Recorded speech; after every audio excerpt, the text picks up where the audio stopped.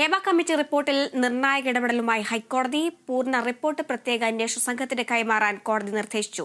3 വർഷമായിട്ടും റിപ്പോർട്ടിൽ നടപടിയെടുക്കാത്തത് സർക്കാരിനെതിരെ രൂക്ഷ വിമർശനം ഉന്നയിച്ചു. റിപ്പോർട്ടിൽ സർക്കാർ അടയിരുന്നു, ചെറുവിരൽ പോലും അനക്കിയില്ലെന്നും കോടതി പറഞ്ഞു.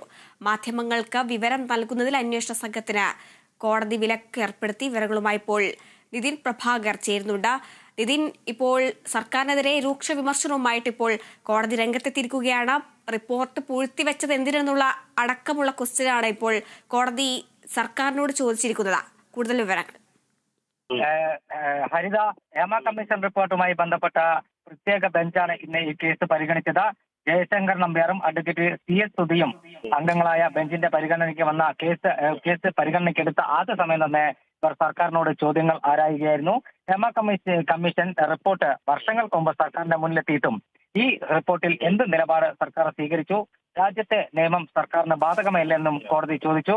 അതോടൊപ്പം തന്നെ സീൽവെച്ച കവറിൽ ഇന്ന് ഹേമ കമ്മീഷൻ റിപ്പോർട്ടിന്റെ പൂർണ്ണഭാഗം കോടതിയിൽ ഹാജരാക്കാൻ നിർദ്ദേശം നൽകിയിരുന്നു. ഇത് രാവിലെ തന്നെ ഹാജരാക്കി. അപ്പോൾ കോടതി പറഞ്ഞത് ഈ സീൽവെച്ച കവറിൽ ഹാജരാക്കിയ റിപ്പോർട്ട് കോടതി പൊട്ടിച്ചു വായിക്കണമെങ്കിൽ ഈ റിപ്പോർട്ട് പൂർണ്ണമായും അന്വേഷണ ഉദ്യോഗസ്ഥർക്ക് മുമ്പാകെ സമർപ്പിക്കണം.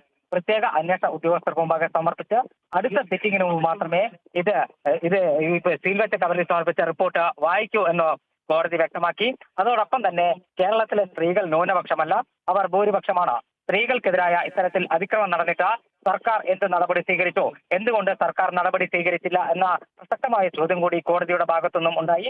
അതോടൊപ്പം തന്നെ ഈ കേസിൽ എന്ത് തുടർ നടപടികൾ സ്വീകരിച്ചു, ഇതുമായി ബന്ധപ്പെട്ട് ഹേമ കമ്മീഷൻ റിപ്പോർട്ടുമായി ബന്ധപ്പെട്ട സംസ്ഥാന സർക്കാർ സ്വീകരിച്ച നടപടികൾ അടുത്ത സിറ്റിംഗിന് മുമ്പായി കോടതിയെ അറിയിക്കാനും കോടതി നിർദ്ദേശം നൽകിയിട്ടുണ്ട്.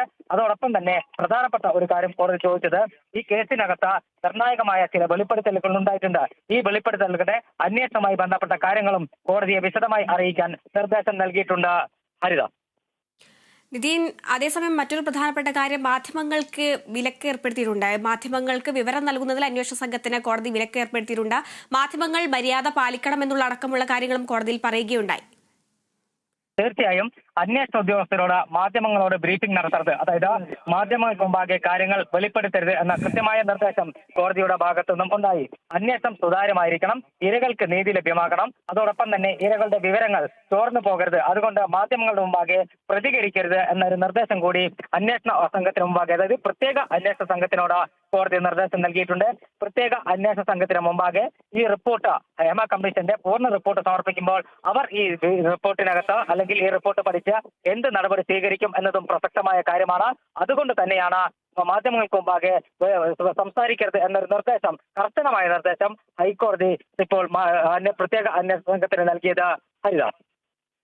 ശരി, നിതിൻ പ്രഭാകരനാണ് വിവരങ്ങൾ നൽകിയത്.